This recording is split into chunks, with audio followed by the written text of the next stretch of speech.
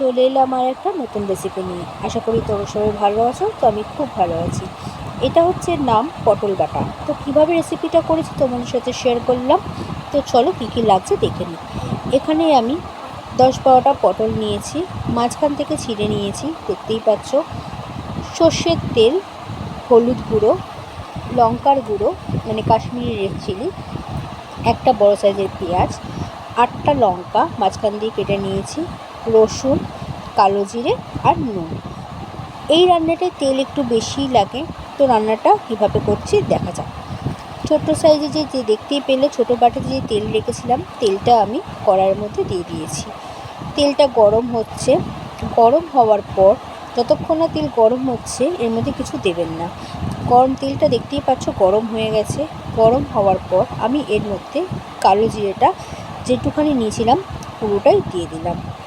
কেটে রাখা কাঁচা লঙ্কাগুলো তার মধ্যে দিয়ে দিলাম। কাঁচা লঙ্কা, কালো জিরে ভাজা ভাজা যতক্ষণ না হচ্ছে ততক্ষণ আমি এর মধ্যে কিছু দেব না। কালো জিরে কাঁচা লঙ্কাটা ভাজা ভাজা হয়ে যাওয়ার পর দেখতেই পাচ্ছ আমি এর মধ্যে কুচিয়ে রাখা রসুনগুলো আমি দিয়ে দিলাম। কাঁচা লঙ্কা, কালো জিরে, রসুনটা ভাজা ভাজা হচ্ছে, তার মধ্যে আমি দিয়ে দিলাম কেটে রাখা পেঁয়াজ। পেঁয়াজটাকে আমি ভালো করে ভেজে নেব। সবগুলো একসাথে ভেজে নেওয়ার পর এর মধ্যে আমি দিয়ে দেব সামান্য নুন। দেখতেই পাচ্ছ নুন, পরিমাণ মতো নুন দিয়ে দিলাম। যতক্ষণ এটা ভাজা ভাজা হচ্ছে ততক্ষণ আমি এর মধ্যে পটলগুলো দেব না।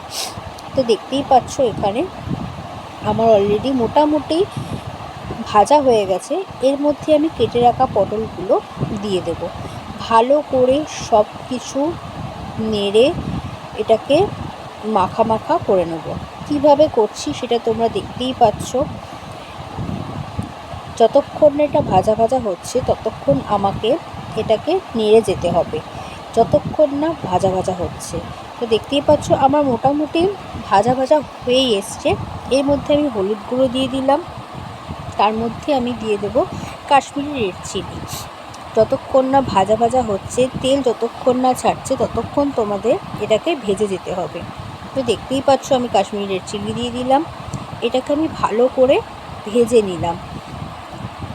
দেখতেই পাচ্ছ কিভাবে আমি এটাকে সারা পটলের মধ্যে মশলাগুলো মাখিয়ে নিলাম।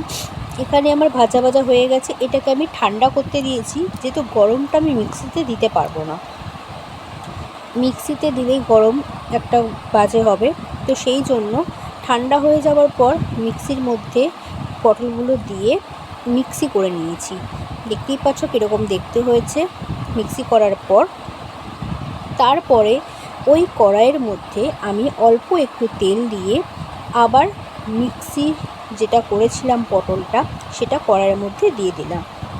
এটাকে ভালো করে নাড়তে হবে যতক্ষণ না এটার থেকে তেল বেরোচ্ছে আর এটার মধ্যে যতক্ষণ না শুকনো শুকনো হচ্ছে।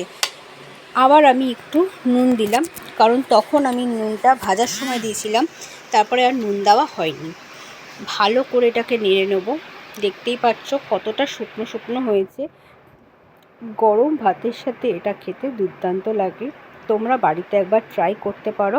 আশা করি তোমাদের এই রেসিপিটা ভালো লাগবে। তো দেখতেই পাচ্ছ আমি ভালো করে এটাকে নেড়ে নিলাম।